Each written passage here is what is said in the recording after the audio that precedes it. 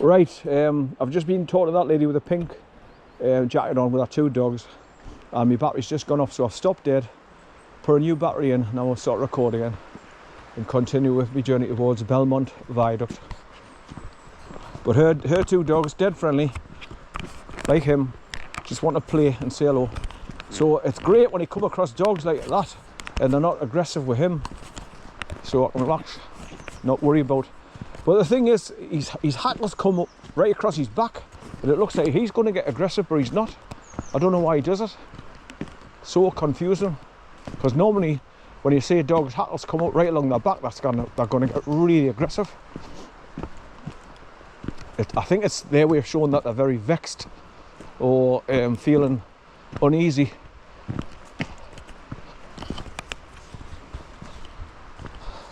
Right, so that's the first battery gone, so that's an hour and 25 minutes that I've got recording, hopefully. After initially when I had to turn it off and turn it back on because I couldn't remember if I pressed record when I left the car, so apart from that it should be plain sailing all the way through.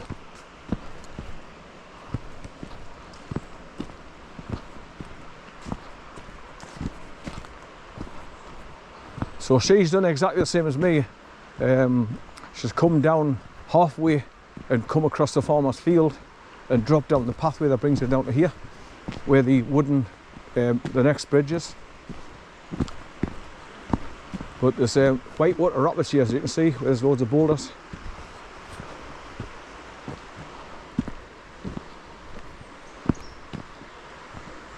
There's a big grey heron landed just at the edge of the river, just down there. Just seen it land there.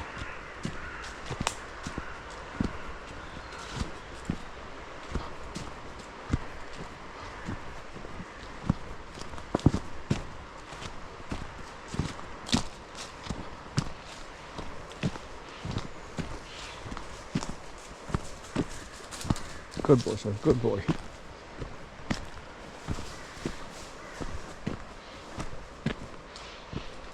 There's tons and tons of little branches and all debris that's come up to the embankments here, and they create these grassed off little islands, and they're full of pebbles and stones underneath. Right, so here I'm at the wooden bridge where that pathway goes up. If you want to go back, a shortcut going back to up the farmer's field. Right, so drop down these stone steps and cross the bridge. So this is another area where there's loads of water come cascading down here when it's been pissing during the rain, creating another burn coming down.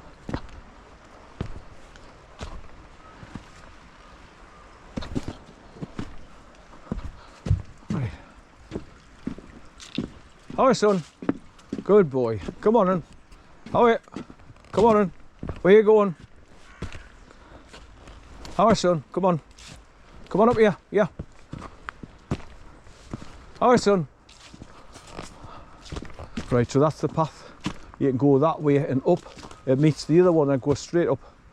So this goes up round and round S-bend, and it takes you up to 3/4 of the way up the track that you go up and over the farmer's field. So that's one. It meets up with the main one. But as I go further along, I'll point to the finger post where when you're coming back from Belmont Viaduct, where I'm going to be going back up, back towards the car. I'll show you. It's just further along here, look. At the bottom of it is like a tree with 2 huge stems coming off it, main branches. And that's how you know you're at that path. And just along here now, the pathway splits off. You can go left, keep to the river, or straight on. But they both take you out at the same spot a little further on, so it doesn't matter.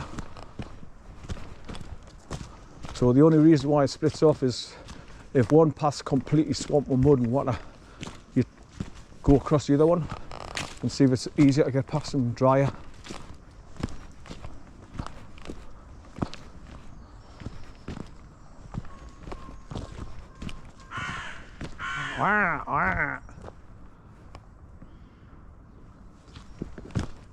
So these are the places where you're coming get in touch with your spiritual side, come away from all the traffic and the noise and people and pollution, and you come down here and get tons of fresh air and peace and quiet.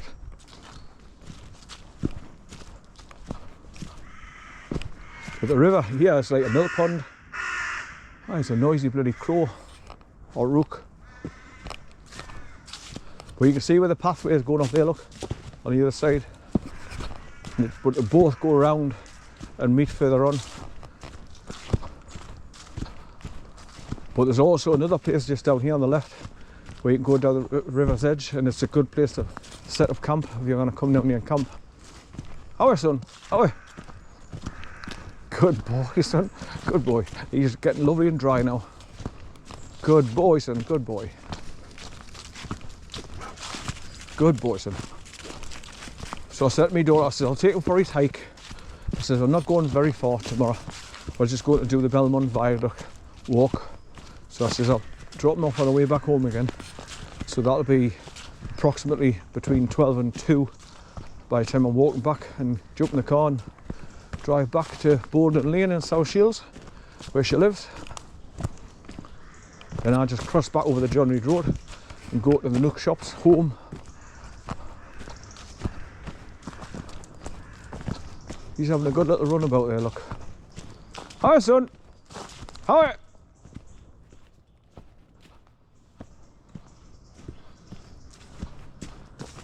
So the pathways further on, going towards BELMONT Viaduct, are the worst because they get covered in water and mud and slush. And because the pathways are like beveled, you can't go up the side without slipping back in at the middle. And it's murder, slippery as hell.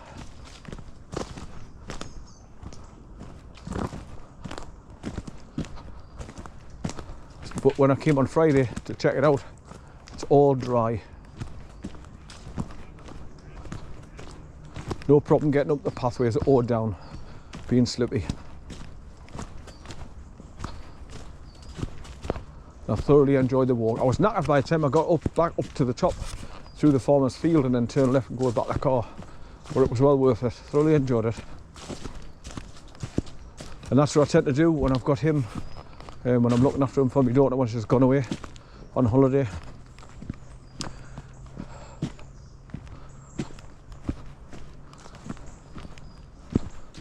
Because he doesn't get this when he's at my daughter's house, because the kids can't be bothered when they won't take him out because he's too powerful and he pulls them along.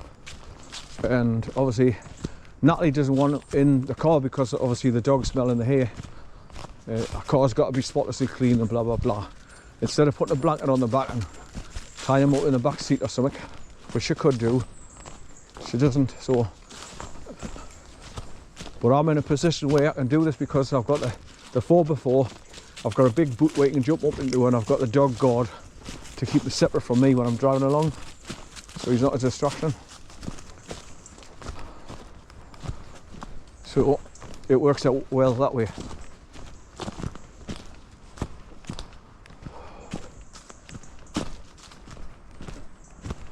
Right, so I'll be coming to the part now where you can go down to the left and go right next to the river. It's like a big opening, like around this area. Not far up it there now. But that pathway just takes you up on an angle up there, and you can see where it's cutting through and it's going up there to meet the top ridge. Where you can see the light coming through over the hedge. Right. Now where's he going? Oh, son, come on. How are you? Right, so I'll go to this thingy, point my camera to the river and have a quick whisk because I'm due. I need one.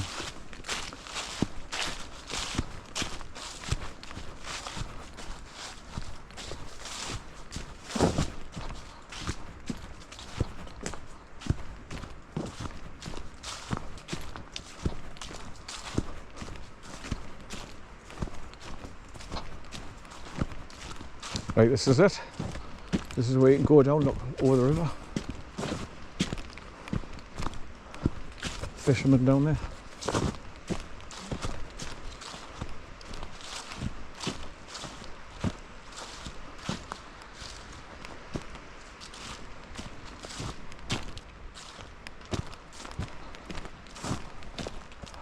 That's that pathway comes along here, so it splits off like I said, but they both meet at the same place.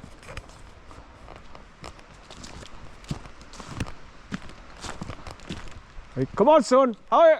Come on, how are you, son? Come on.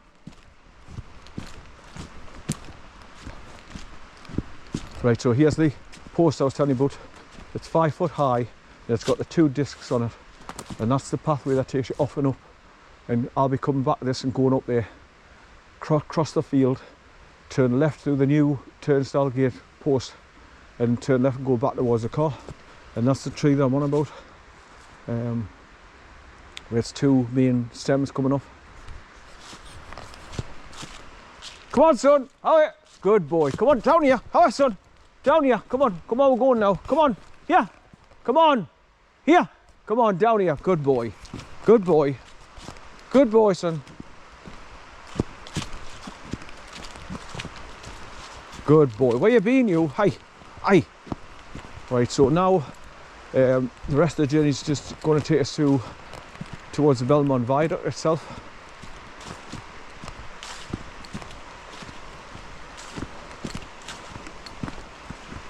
So there's another part you come to where you go down and you walk along like a beach, sandy, pebbled area, so you can get right next to the water again because it's flat.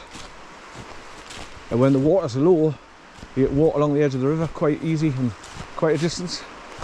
And it's easy because it's mostly flat stones.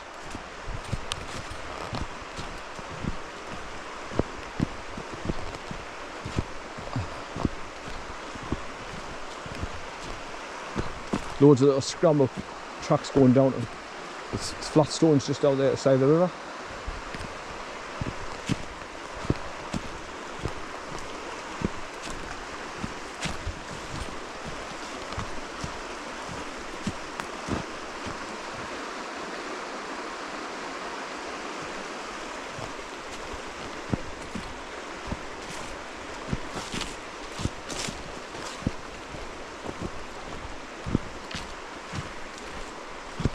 So as you can see, these pathways are all dry because we haven't had rain for days. So it's easy to negotiate these pathways at the moment.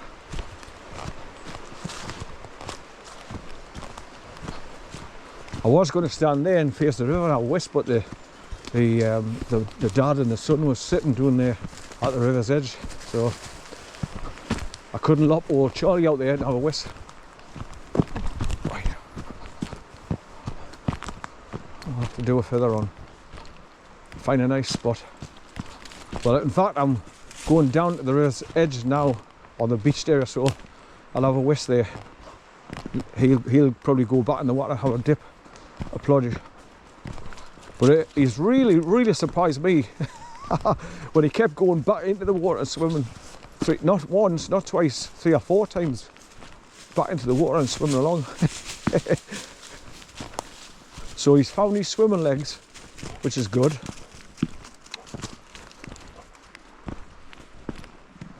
But where he was swimming and he was getting deeper and deeper and deeper, I was worried because that channel, the current flows fast through there where it starts to get deep. So I was worried about him not being able to get back onto the shore and stand up and come out the water easy. So that made us a little bit nervous, because I didn't want to start wading back in the water and go and drag him and pull him back out.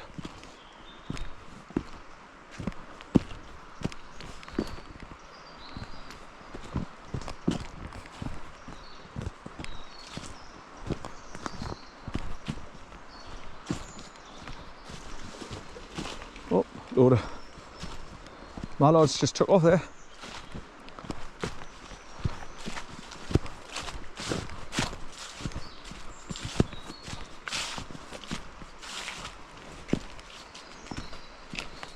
So far along here there was a tree that was growing up the side, had fallen over, and it took all the landscape and the pathway away with it. So that's what I'm on about, where I came along to do a recce to see if there was anything like that on Friday gone.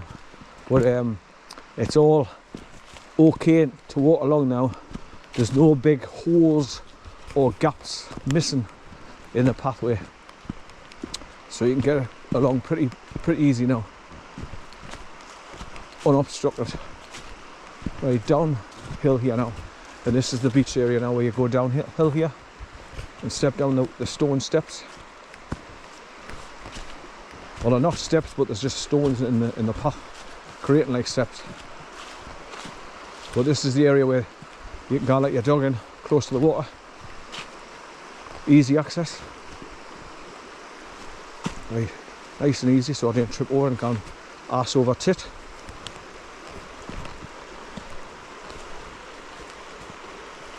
Good boy, son, good boy.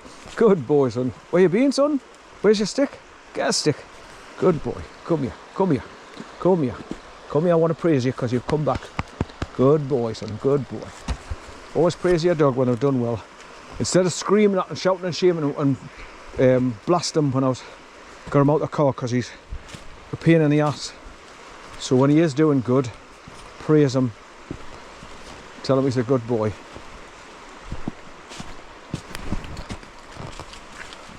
Like I say, I don't want to be Mr. Hyde, and I don't want to scream at and smack him, but when he starts tiring us out, I can't help it but lose my temper with him quick, because he's really, really tiring.